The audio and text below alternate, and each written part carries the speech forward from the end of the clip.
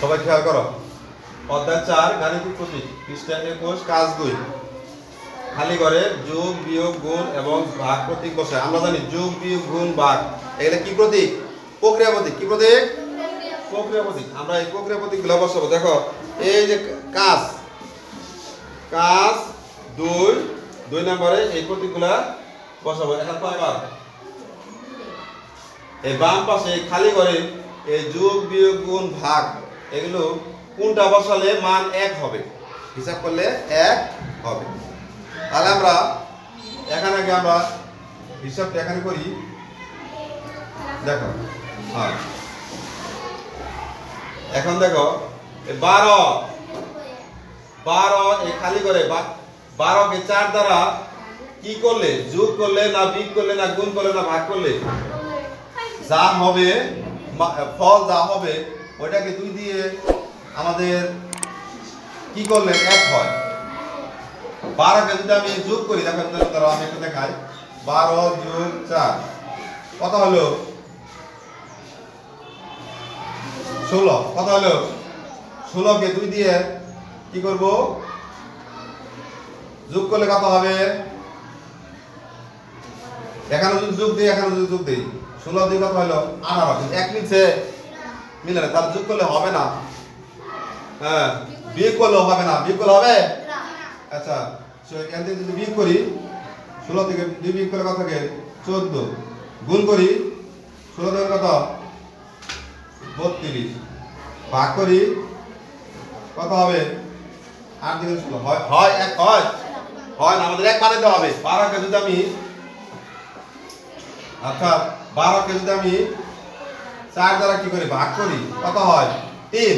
কত হলো? 3 থেকে এই 2 কি করলে 1 হয়? বিয়োগ। এই তো আমরা পেয়ে গেছি। তাহলে এখানে কি দিব?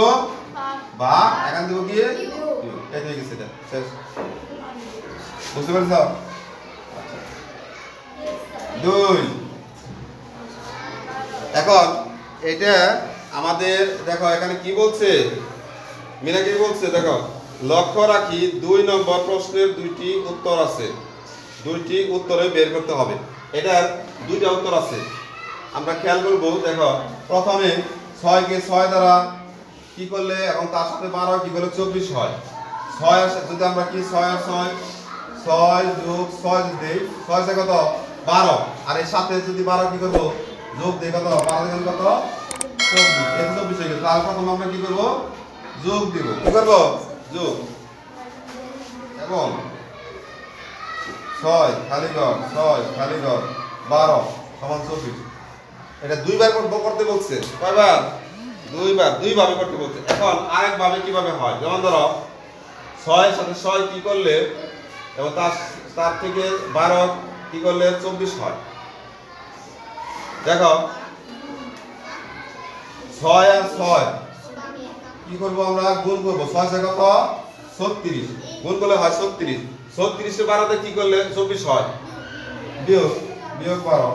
দেখো 6 থেকে 2 গেলে কত? 4। 3 থেকে 1 গেলে কত থাকে? 24। তাহলে আমাদের কি হবে, এখানে কি গুণ আর এখানে হবে কি বিয়োগ। এই হয়ে গেছে আমাদের 2 ভাবে হয়ে গেছে। আর কোনো ভাবে হয়? ধন্যবাদ।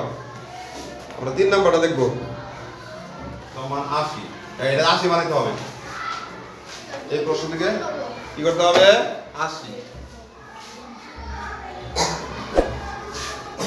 এখন আমাদের খেয়াল করতে হবে, দেখো এই 2টা আর এই 2টা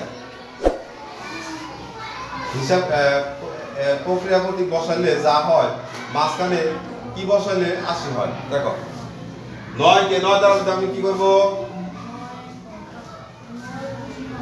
9 গুণ 9, 9 না কত? 81। 9 9 81।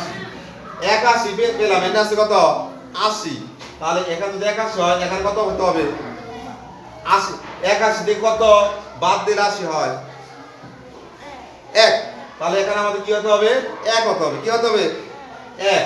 তাহলে আমরা কি করব, এই 9 আর 9 মাঝখানে কোন প্রতীক বসালে 1 হবে? ভাগ।